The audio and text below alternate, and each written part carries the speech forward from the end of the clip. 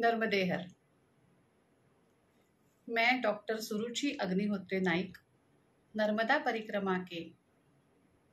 परिक्रमा एक विलक्षण अनुभूति हिंदी में इस अनुभव श्रृंखला के 21वें खंड में आप सभी का स्वागत करती हूँ। मैं आप सबकी कमेंट्स पढ़ती हूँ।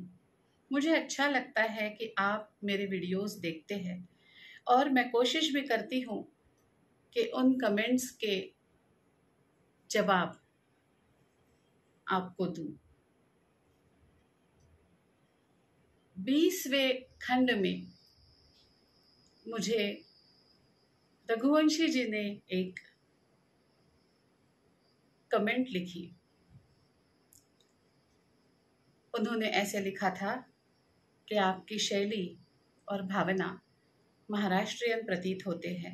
जी हाँ, मैं बिल्कुल महाराष्ट्र से ही हूँ और माता जी की कृपा से नर्मदा परिक्रमा के बाद ही मध्य प्रदेश में स्थायिक हो चुकी हूँ। बाद में रघुवंशी जी लिखते हैं कि हमने बहुत से महाराष्ट्रियन परिक्रमावासी देखे हैं। महाराष्ट्रियन परिक्रमावासी ज़्यादा भी हैं और वे कुछ इस तरह से पेश आते हैं कि जैसे नहीं आना चाहिए, जैसे कि झूठ बोलना और भी कई बातें हो सकती है। तो इसके पीछे की मानसिकता क्या हो सकती है, यह सवाल मुझे रघुवंशी जी ने पूछा है। तो मैं कहना चाहती हूँ कि प्रांतीय एक भाग को लेकर मेरे हिसाब से किसी छोटे ग्रुप को लेकर के पूरे प्रांत के लिए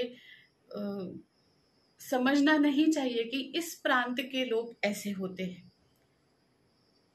बहुत से प्रांत के लोगों के लिए बहुत कुछ कहा सुना जाता है, लेकिन उसके पीछे की मानसिकता अगर समझनी है तो प्रांतीय एक उदाहरण ना लेते हुए व्यक्तिगत मानसिकता समझना मेरे ख्याल से ज़्यादा उचित रहेगा। क्यों? क्योंकि हर कोई जो परिक्रमा करता है उसके पीछे की उसकी वजह अलग होती है। हाँ, ये हो सकता है कि बहुत सारे लोग महाराष्ट्र से आए हैं और बहुत सारे लोगों में से भी बहुत सारे लोगों का बर्ताव सराहनीय नहीं है, ये जरूर हो सकता है, लेकिन सारे ही महाराष्ट्रियन लोग ऐसे ही है ये कहना तो गलत होगा। महाराष्ट्रियन ही नहीं, हर प्रांत के बारे में यही कहूंगी। मैं उसे एक प्रांत का ऑब्जर्वेशन ना कहते हुए मैं उसे व्यक्तिगत वृत्ति उसकी मानसिकता का कारण है ये जरूर कहना चाहूंगी। हर कोई एक कारण के लिए परिक्रमा करता है। कोई आत्मशोध के लिए करता है, कोई ईश्वर प्राप्ति के लिए करता है, कोई सद्गुरु प्राप्ति के लिए करता है, कोई एडवेंचर समझ के करता है, कोई करता है उसने की मुझे भी करके देखनी है, कोई अनुभूतियों के लिए करता है, कोई मन्नत के लिए करता है, कोई और भी कोई वजह होती होगी। और यह परिक्रमा करते हुए अगर उस व्यक्ति के स्वभाव में परिवर्तन नहीं आ रहा है, अगर उस व्यक्ति को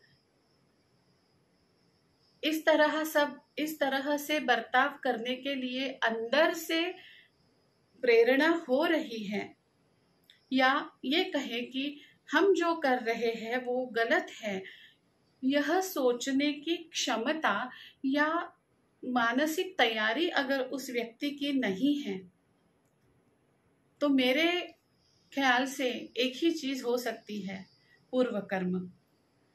मैं ये क्यों कहती हूँ? जो लिखा है वो तो होना है ही। हर एक व्यक्ति अपने कर्म लिख के आता है और उसके कर्मों के अनुसार उसे फल भी मिलता है। आज हम ये देख रहे हैं कि ऐसे कुछ लोग हैं, आज हम ये भी देख रहे हैं कि कुछ लोग ऐसे नहीं भी हैं। इस मानसिकता को समझकर भी हम आगे जाकर उन्हें बदले।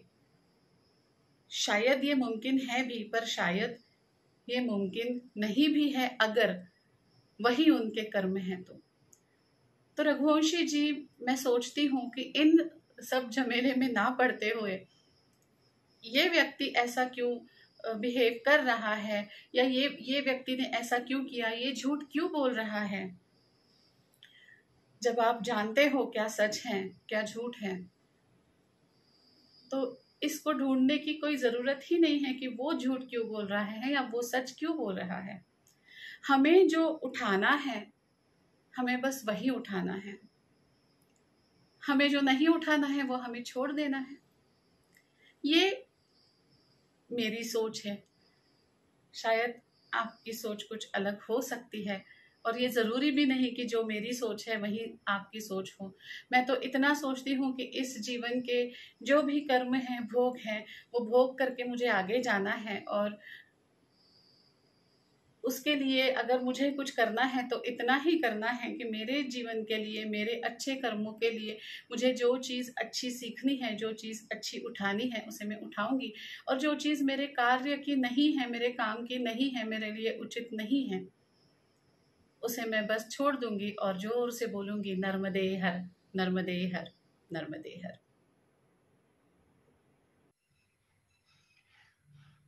टिश्यू सॉल्ट आपके मिनरल इनटेक का ख्याल रखता है और मिनरल की डेफिशिएंसी को दूर करता है। टिश्यू सॉल्ट आपको डायबिटीज रिवर्स करने के लिए भी सपोर्ट करता है। Tissue salt therapy diet modification और लाइफस्टाइल में चेंजेस लाकर आप अपना डायबिटीज बड़ी ही सहजता से रिवर्स कर सकते हैं। आप स्क्रीन पर देख पा रहे हैं टिश्यू सॉल्ट थेरेपी के डायबिटीज के पेशेंट के रिव्यूज, जिनमें टिश्यू सॉल्ट थेरेपी शुरू करने के पहले के शुगर लेवल्स और टिश्यू सॉल्ट थेरेपी शुरू करने के बाद मात्र 1 महीने में टेस्ट की उसके बाद के शुगर लेवल्स लिखे गए हैं। आपके डायबिटीज के लिए टिश्यू सॉल्ट थेरेपी एक बहुत ही इफेक्टिव थेरेपी है। इसके साथ साथ मैं ये कहना चाहूंगी कि टिश्यू सॉल्ट थेरेपी हर प्रकार के रोगों पर प्रभावी रूप से कार्य करती है, और हर प्रकार के रोग आप टिश्यू सॉल्ट थेरेपी से दूर कर सकते हैं।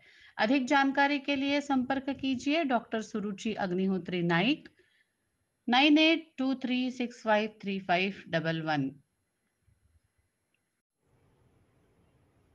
अब चलते हैं अनुभव की तरफ। अगर मैं आपके सामने अनुभव कथन कर रही हूं तो उसके पीछे भी एक वजह है। मैंने पिछले खंड में कहा था, मैंने वर्णन किया था कि शूलपानी की झाड़ी में मैं ग्रुप से थोड़ी आगे हो गई थी। मुझे आदेश हुआ था अपने कर्मों का बोझा किसी के कंधे पर अगर देना है तो अभी वापस चली जाओ, तुमको परिक्रमा करने की जरूरत नहीं है। मैं डर गई थी और मैं आगे निकल गई थी। मुझ में और ग्रुप में जो बीच में जो अंतर था वो बढ़ता चला गया, और शायद मैं रास्ता चूक गई। अब स्थिति ऐसी थी कि एक जगह राइट हैंड साइड में, दाहिने बाजू में बहुत गहरी खाई थी, और लेफ्ट हैंड साइड में बहुत खड़ा सा पहाड़ था जिसे पकड़ना भी मुश्किल हो रहा था। मैंने जूते पहनकर परिक्रमा की है, और जो रास्ता था बिल्कुल बहुत संकरा सा रास्ता था, छोटा सा रास्ता था, उस पर मैं चढ़ रही थी और मेरे जूते भी फिसल रहे थे, और धीरे धीरे मैं आगे चलती गई। और एक जगह ऐसा हुआ कि वो रास्ता ही धंस गया था। 3-3.5 फीट जो पगडंडी थी वो कम से कम ऐसे 5 से 6 फीट ऐसे नीचे गिर गई थी। और अब एक जगह पे, जैसे यहाँ पर आकर के रास्ता रुक गया है, इतनी जगह जैसे 3-3.5, यहाँ रास्ता रुक गया है, 3-3.5 की फीट की जगह है, और फिर यहाँ से रास्ता है। यहाँ पे जो पगडंडी थी वो ऐसे नीचे धंस गई थी। मुझे नीचे उतरना और फिर ऊपर चढ़ना, बहुत ही मुश्किल था, बहुत मुश्किल लग रहा था। 5 से 6 फीट में नीचे उतरूंगी तो भी मैं गिर जाऊंगी, और अगर मानो नहीं भी गिरी तो मैं फिर से 5 से 6 फीट ऊपर चढ़ूंगी कैसे। अब मैंने सोचा पीछे से तो ये लोग आ ही रहे हैं, थोड़ा इंतजार कर लेते हैं। मैं वहीं बैठ गई। आधा घंटा हुआ, 1 घंटा हुआ, कोई नहीं आया पीछे से।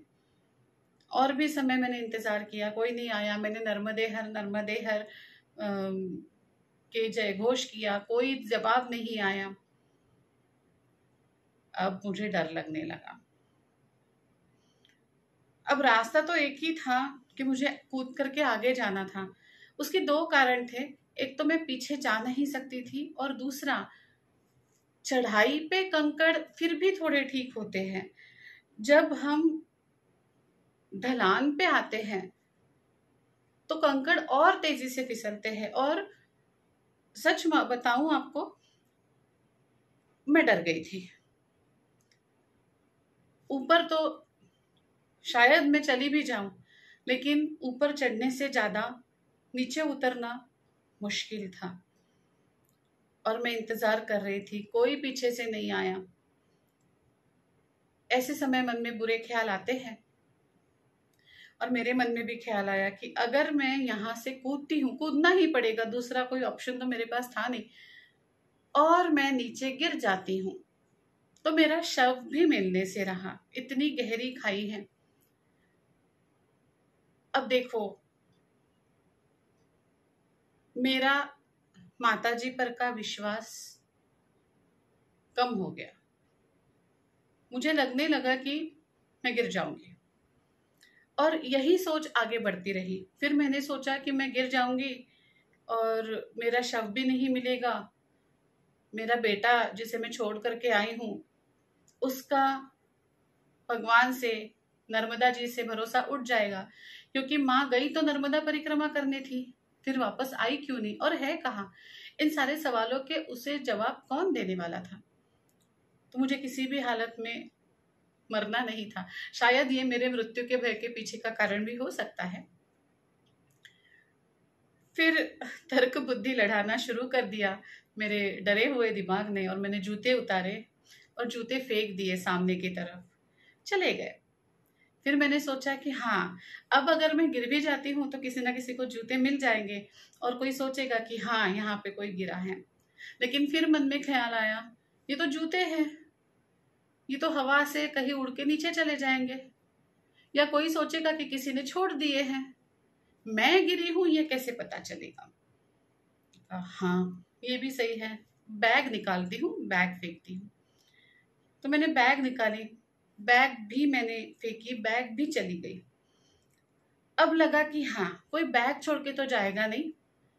पक्का लोगों को यकीन हो जाएगा कि किसी का बैग यहाँ पे है, किसी के जूते यहाँ पे है, मतलब कोई खाई में गिर गया है। अब मुझे कूदना था। कूदने से पहले मैंने सोचा एक बार बेटे से बात कर लूं, आखिरी ही सही। जो होना है वो तो होना है।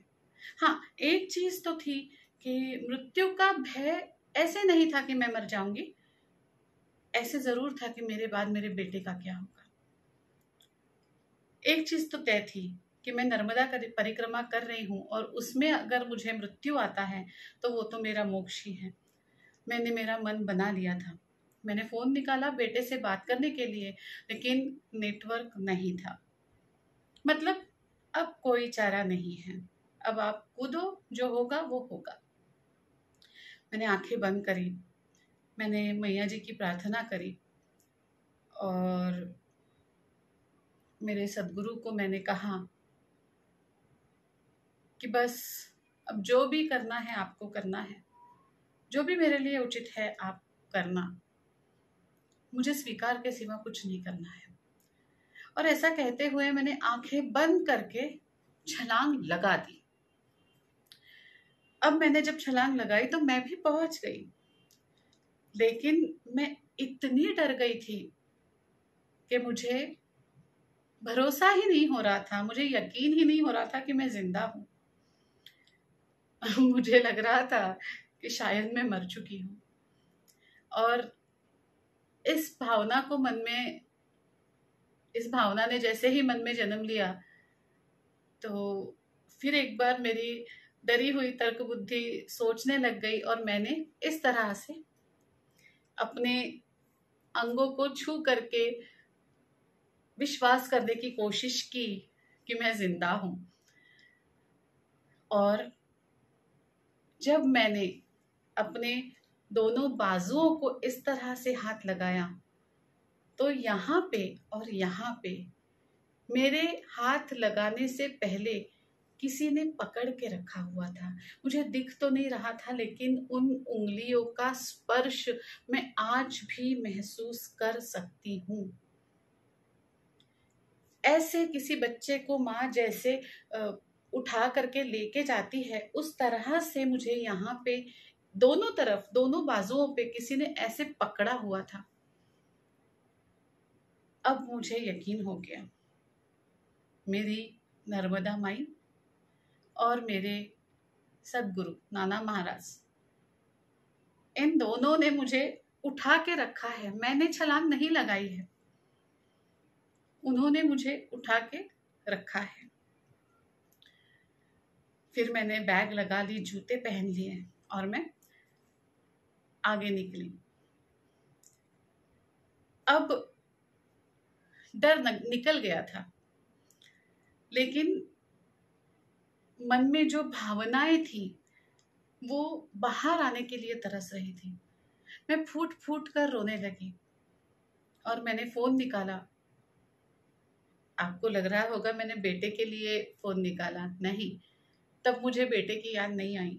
मैंने जब फोन निकाला तो मुझे पता ही नहीं कि मैं क्या सोच रही थी उस वक्त, और मैंने फोन लगा लिया मेरे गुरुजी को, मेरे सदगुरु को, नाना महाराज तराणेकर के जो नाती है बाबा महाराज तराणेकर, उनको मैंने फोन लगाया और मैं बस इतना कह पाई, महाराज मैं सुरुचि। इतना कहने के बाद मैं जो रोने लग गई और उधर से आवाज आती है, बेटा चिंता मत करो, तुम पर जो संकट था वो टल चुका है। आज सुबह ही मैंने नाना महाराज को प्रार्थना की है, अपनी बच्ची परिक्रमा के लिए गई है और उसका ख्याल रखना।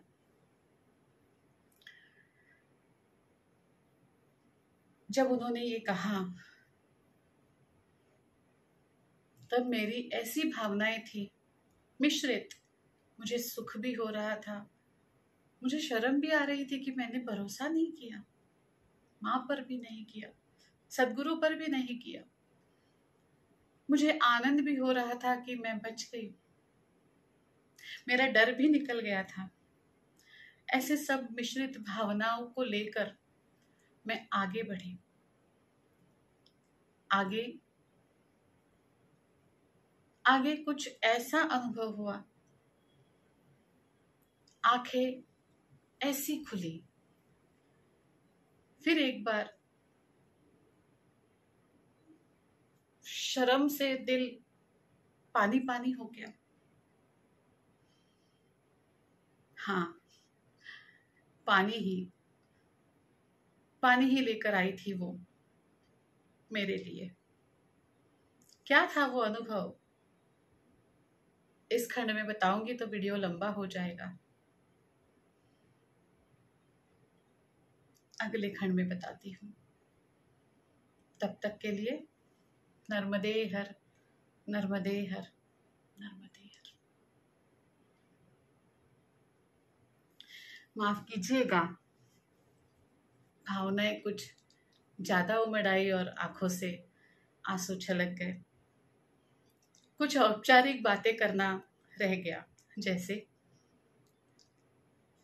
ये सारे अनुभव जो माँ ने मुझे दिए हैं वो मैं माँ नर्मदा का प्रसाद समझती हूँ।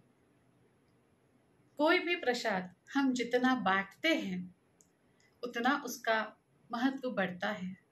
आप सबसे विनंती है कि आप भी इस प्रसाद को जितना हो सके बांटिएगा, इसका महत्व बढ़ाइएगा।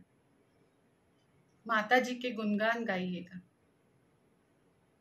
और इसके लिए इस चैनल को लाइक, शेयर और सब्सक्राइब कीजिएगा। अगले वीडियो का इंतज़ार कीजिएगा, जल्दी ही आऊँगी एक बहुत ही रोमांचकारी अनुभव लेकर। धन्यवाद। नर्मदे हर।